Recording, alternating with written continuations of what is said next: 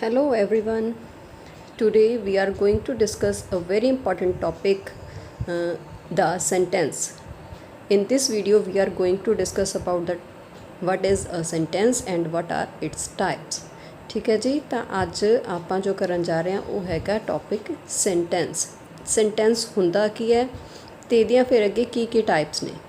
ਦੇਖੋ ਜਿਸ ਤਰ੍ਹਾਂ ਕਿ ਇੱਥੇ ਤੁਹਾਨੂੰ ਨਜ਼ਰ ਆ ਹੀ ਰਿਹਾ sentence. A sentence is a group of words which makes complete sense. Sentence ਇੱਕ ਇਸ ਤਰ੍ਹਾਂ ਦਾ ਵਰਡਸ ਦਾ ਗਰੁੱਪ ਹੁੰਦਾ ਹੈ ਜਿਹਦਾ ਇੱਕ ਪ੍ਰੋਪਰ ਮੀਨਿੰਗ ਹੈ ਜਿਹੜਾ ਉਹ ਬਣਦਾ ਹੁੰਦਾ। ਕੁਛ ਐਗਜ਼ਾਮਪਲਸ ਆਪਾਂ ਦੇਖਾਂਗੇ ਤਾਂ ਆਪਾਂ ਨੂੰ ਉਹਦੇ ਤੋਂ ਕਲੀਅਰ ਹੋ ਜਾਏਗਾ। ਫਸਟ ਐਗਜ਼ਾਮਪਲ ਦਿੱਤੀ ਹੋਈ ਹੈ, Ram is going to school. Ram school ਜਾ ਰਿਹਾ ਹੈ। ਜੇ ਸਾਰੇ ਵਰਡਸ ਇਸ ਫਾਰਮੈਟ ਦੇ ਵਿੱਚ ਲਿਖੇ ਹੋਏ ਨੇ ਤਾਂ ਹੀ ਇਸ ਸੈਂਟੈਂਸ ਦਾ ਇੱਕ ਮੀਨਿੰਗ ਨਿਕਲਿਆ। Do not spit on the floor, ਫਰਸ਼ 'ਤੇ ਨਾ ਥੁੱਕੋ। ਵਟ ਇਜ਼ ਯੂਰ ਨੇਮ, ਤੁਹਾਡਾ ਕੀ ਨਾਮ ਹੈ। ਮੇ ਗੋਡ ਬਲੈਸ ਯੂ, ਰੱਬ ਤੁਹਾਨੂੰ ਆਸ਼ੀਰਵਾਦ ਦੇਵੇ। What is a fine morning, ਕਿੰਨੀ ਵਧੀਆ ਸਵੇਰ ਹੈ।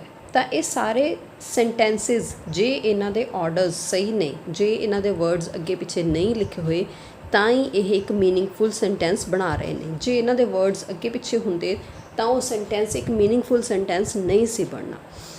The examples above are complete sentences because each of these makes complete sense. ਇਹ ਸਾਰੇ sentences ਨੇ ਜਿਹੜੇ ਇਹ ਇੱਕ complete sentence ਨੇ ਕਿਉਂਕਿ ਇਹਨਾਂ ਸਾਰਿਆਂ ਦਾ ਇੱਕ proper sense ਹੈ ਜਿਹੜੀ ਉਹ ਬਣ ਰਹੀ ਹੈ।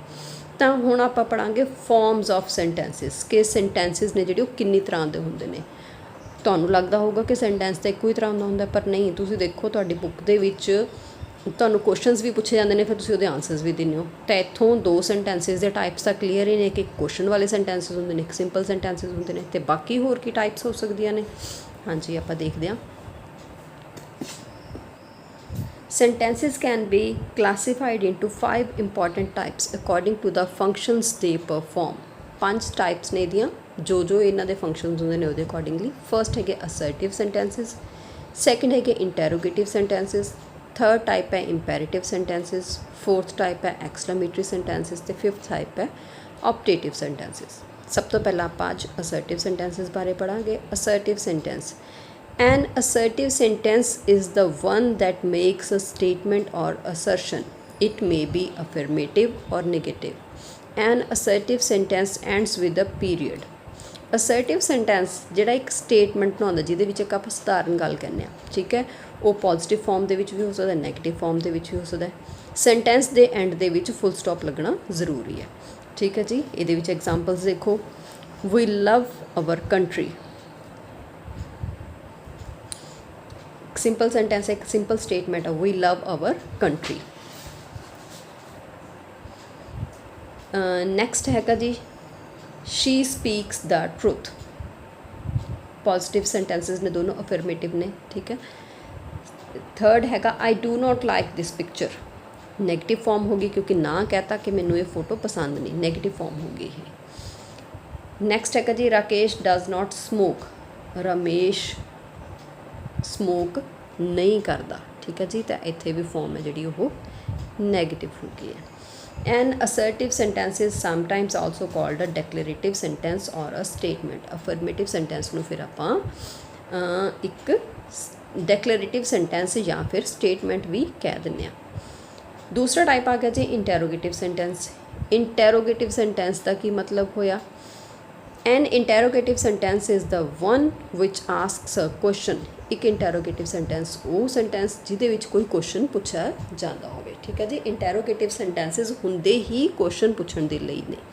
ਐਗਜ਼ਾਮਪਲਸ ਜਿੰਨੇ ਵੀ ਤੁਹਾਡੇ ਕੁਐਸਚਨਸ ਨੇ ਤੁਹਾਡੀਆਂ ਬੁੱਕਸ ਦੇ ਵਿੱਚ ਸਾਰੇ ਇੰਟੈਰੋਗੇਟਿਵ ਫਾਰਮ ਦੇ ਵਿੱਚ ਹੁੰਦੇ ਨੇ, ਜਿਹਦੇ ਪਿੱਛੇ ਹਮੇਸ਼ਾ ਕੁਐਸਚਨ ਮਾਰਕ ਲੱਗਦਾ। Where is my book, why do you scold the child, did he learn his lesson. ਤਾਂ ਇਹ ਸਾਰੇ ਦੇ ਸਾਰੇ ਕੀ ਹੋ ਗਏ ਕਿ ਇਹ ਫਾਰਮ ਹੈ ਜਿਹੜੀ ਇਹ ਕੁਐਸਚਨ ਪੁੱਛਣ ਦੇ ਲਈ ਹੀ ਕੰਮ ਆਉਂਦੀ ਹੈ। ਇਹਦੇ ਵਿੱਚ ਆਪਾਂ ਕੁਐਸਚਨਸ ਪੁੱਛਦੇ ਹਾਂ। ਨੈਕਸਟ ਆ ਗਿਆ ਜੀ ਆਪਣੇ ਕੋਲ ਇੰਪੈਰੇਟਿਵ ਸੈਂਟੈਂਸਿਸ। ਇੰਪੈਰੇਟਿਵ ਸੈਂਟੈਂਸਿਸ ਦੇ ਕਿਹੜੇ ਨੇ ਜੀ? ਥਰਡ ਟਾਈਪ ਹੈ ਇਹ ਸੈਂਟੈਂਸਿਸ ਦੀ। An imperative sentence is the one which expresses the command, a request, an advice or an ਐਂਟਰੀਟੀ। ਇੰਪੈਰੇਟਿਵ ਸੈਂਟੈਂਸਿਸ ਨੇ ਜਿਹੜੇ ਪਹਿਲੇ ਦੋਨੋਂ ਟਾਈਪਸ ਨਾਲੋਂ ਥੋੜ੍ਹੇ ਜਿਹੇ ਡਿਫਰੈਂਟ ਨੇ। ਇਹਦੇ ਵਿੱਚ ਕੁਛ ਨਾ ਕੁਛ ਕਰਨ ਨੂੰ ਕਿਹਾ ਜਾਂਦਾ ਹੈ। ਕੋਈ ਰਿਕੁਐਸਟ ਵੀ ਕੀਤੀ ਹੋ ਸਕਦੀ ਹੈ, ਤੁਹਾਨੂੰ ਕੰਮ ਕਰਨ ਲਈ ਆਰਡਰ ਵੀ ਦਿੱਤਾ ਗਿਆ ਹੋ ਸਕਦਾ, ਤੁਹਾਨੂੰ ਐਡਵਾਈਸ ਵੀ ਦਿੱਤੀ ਗਈ ਹੋ ਸਕਦੀ ਹੈ, ਠੀਕ ਹੈ ਨਾ ਜੀ।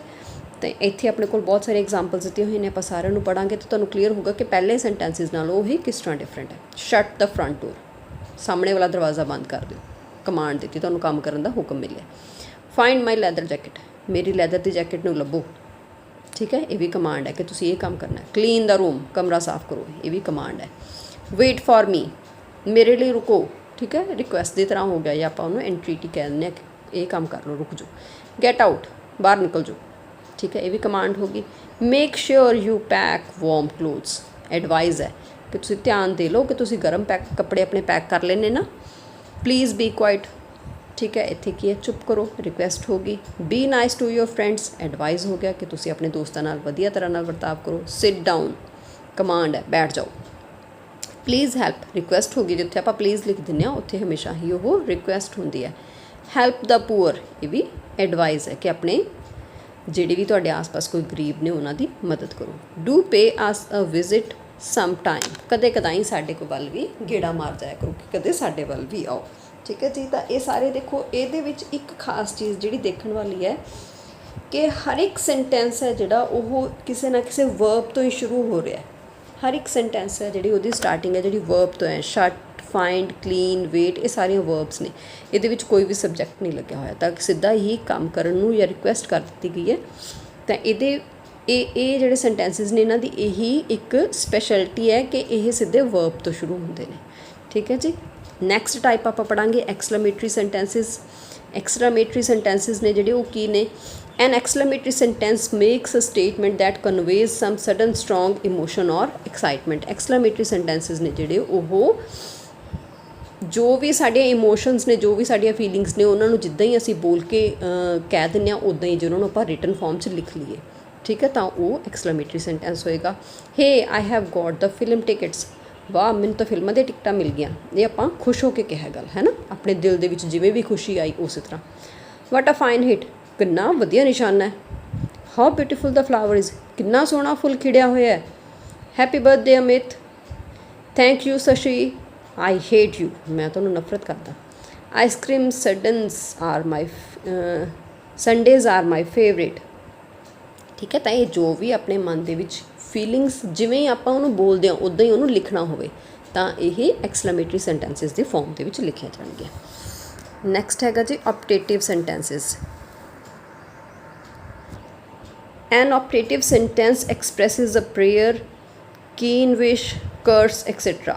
Optative sentence ਦੀ ਫਾਰਮ ਵੀ ਦੇਖਣ ਦੇ ਵਿੱਚ, ਕਿਉਂਕਿ ਜਿਹੜੇ ਐਕਸਕਲੇਮੇਟਰੀ ਸੈਂਟੈਂਸਿਸ ਹੈ ਉਹਨਾਂ ਦੇ ਪਿੱਛੇ ਵੀ ਸਾਈਨ ਆਫ ਐਕਸਕਲੇਮੇਸ਼ਨ ਲੱਗਦਾ ਤੇ ਆਪਟੇਟਿਵ ਸੈਂਟੈਂਸਿਸ ਦੇ ਪਿੱਛੇ ਵੀ ਸਾਈਨ ਆਫ ਐਕਸਕਲੇਮੇਸ਼ਨ ਲੱਗਦਾ। ਪਰ ਇਹਦੇ ਵਿੱਚ ਆਪਾਂ ਜੇ ਕੋਈ ਪ੍ਰੇਅਰ ਕਰਦੇ ਹਾਂ, ਕੋਈ ਵਿਸ਼ ਮੰਗਦੇ ਹਾਂ, ਕਿਸੇ ਨੂੰ ਬੁਰਾ ਭਲਾ ਕਹਿੰਦੇ ਹਾਂ, ਤਾਂ ਉਹ ਸਾਰੇ ਸੈਂਟੈਂਸ ਵਰਡਸ ਜਿਹੜੇ ਆਪਣੇ ਸੈਂਟੈਂਸਿਸ ਨੇ ਉਹ ਆਪਟੇਟਿਵ ਸੈਂਟੈਂਸਿਸ ਦੇ ਵਿੱਚ ਆਉਂਦੇ ਨੇ। This kind of sentence generally starts with may or wish. ਇਹਨਾਂ ਸਾਰੇ ਸੈਂਟੈਂਸਿਸ ਦੀ ਸ਼ੁਰੂਆਤ ਆਮ ਤੌਰ 'ਤੇ ਮੇ ਜਾਂ ਵਿਸ਼ ਸ਼ਬਦਾਂ ਦੇ ਨਾਲ ਹੁੰਦੀ ਹੈ। ਇਹਦੇ ਵਿੱਚ ਦੇਖੋ, ਮੇ ਯੂ ਲਿਵ ਲੌਂਗ, ਕਾਸ਼ ਤੁਹਾਡੀ ਲੰਬੀ ਉਮਰ ਹੋਵੇ। ਲੌਂਗ ਲਿਵ ਦ ਕਿੰਗ, ਰਾਜਾ ਬੜੀ ਲੰਬੀ ਉਮਰ ਜੀਵੇ। May you live long enough to see your grandchildren prosper. ਤਾਂ ਇਹ ਸਾਰੇ ਸੈਂਟੈਂਸਿਸ ਨੇ ਜਿਹੜੇ ਕੀ ਨੇ, ਇਹ ਕੋਈ ਨਾ ਕੋਈ ਵਿਸ਼, ਕੋਈ ਪ੍ਰੇਅਰ, ਜਿਵੇਂ ਕਹਿ ਦੋ ਕਿ ਆਸ਼ੀਰਵਾਦ, ਜਾਂ ਕੋਈ ਆਪਾਂ ਕਹਿੰਦੇ ਵੀ ਕਾਸ਼ ਮੈਂ ਇਸ ਤਰ੍ਹਾਂ ਕਰ ਸਕਦਾ, ਜਾਂ ਕਿਸੇ ਨੂੰ ਬੁਰਾ ਭਲਾ ਕਹਿਣਾ, ਉਹਨਾਂ ਦੇ ਲਈ ਯੂਜ਼ ਕਰ ਰਹੇ ਹਾਂ। ਮੇ ਗੋਡ ਬਲੈਸ ਅਸ ਆਲ, ਰੱਬ ਸਾਡੀ ਸਾਰਿਆਂ 'ਤੇ ਮਿਹਰ ਕਰੇ। ਮੇ ਯੂ ਆਲ ਸਕਸੀਡ, ਕਾਸ਼ ਤੁਸੀਂ ਸਾਰੇ ਸਫਲ ਹੋ ਜਾਓ, ਪਾਸ ਹੋ ਜਾਓ। May God give us good health, ਰੱਬ ਸਾਨੂੰ ਸਾਰਿਆਂ ਨੂੰ ਚੰਗੀ ਸਿਹਤ ਦੇਵੇ। Wish you a very successful married life, ਤੁਹਾਡੀ ਸਫਲ ਵਿਆਹੁਤਾ ਜੀਵਨ ਦੇ ਲਈ ਮੈਂ ਕਾਮਨਾ ਕਰਦਾ ਹਾਂ। Wish you a happy journey together, ਤੁਹਾਡੇ ਚੰਗੇ ਸਫ਼ਰ ਦੀ ਕਾਮਨਾ ਕਰਦਾ ਹਾਂ। May you win the race, ਕਾਸ਼ ਤੁਸੀਂ ਇਹ ਰੇਸ ਜਿੱਤ ਜਾਵੋ, ਠੀਕ ਹੈ। ਤਾਂ ਇਹ ਸਾਰੇ ਨੇ ਜਿਹੜੇ ਟਾਈਪਸ ਆਫ ਸੈਂਟੈਂਸਿਸ ਨੇ ਕਿ ਜਿਹੜਾ ਇੱਕ ਸੈਂਟੈਂਸ ਆ ਉਹ ਇੱਕ ਸਿੰਪਲ ਸੈਂਟੈਂਸ ਹੀ ਨਹੀਂ ਹੁੰਦਾ, ਇਹਦੇ ਵਿੱਚ ਅੱਗੇ ਬਹੁਤ ਸਾਰੀਆਂ ਟਾਈਪਸ ਹੋ ਜਾਂਦੀਆਂ ਨੇ, ਠੀਕ ਹੈ ਜੀ। ਆਪਾਂ ਪੜ੍ਹ ਹੀ ਲਿਆ। ਅਸਰਟਿਵ ਸੈਂਟੈਂਸਿਸ ਹੁੰਦੇ ਨੇ ਜਿਹੜੇ ਸਿੰਪਲ ਸਟੇਟਮੈਂਟ ਲਿਖੇ ਜਾਂਦੇ ਨੇ। ਇੰਟੈਰੋਗੇਟਿਵ ਸੈਂਟੈਂਸਿਸ ਹੁੰਦੇ ਨੇ ਜਿਹ 'ਚ ਕੁਐਸਚਨਸ ਪੁੱਛੇ ਜਾਂਦੇ ਨੇ।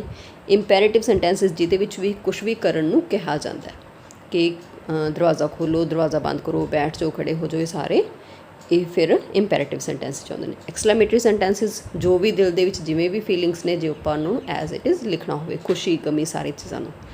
ਲਾਸਟ ਹੈਗਾ ਆਪਟੇਟਿਵ ਸੈਂਟੈਂਸਿਸ, ਜਿਹਦੇ ਵਿੱਚ ਆਪਾਂ ਕੋਈ ਵਿਸ਼ ਮੰਗਦੇ ਹਾਂ, ਜਿਹਦੇ ਵਿੱਚ ਆਪਾਂ ਕੋਈ ਕਿਸੇ ਦੇ ਲਈ ਕੋਈ ਆਸ਼ੀਰਵਾਦ ਦਿੰਦੇ ਹਾਂ, ਕਿਸੇ ਨੂੰ ਕੁਛ ਬੁਰਾ ਭਲਾ ਕਹਿਣਾ, ਤਾਂ ਇਹ ਸਾਰੇ ਸ਼ਬਦਾਂ ਦੇ ਲਈ ਆਪਾਂ ਫਿਰ ਆਪਟੇਟਿਵ ਸੈਂਟੈਂਸਸ ਨੂੰ ਯੂਜ਼ ਕਰਦਾ ਹੈ।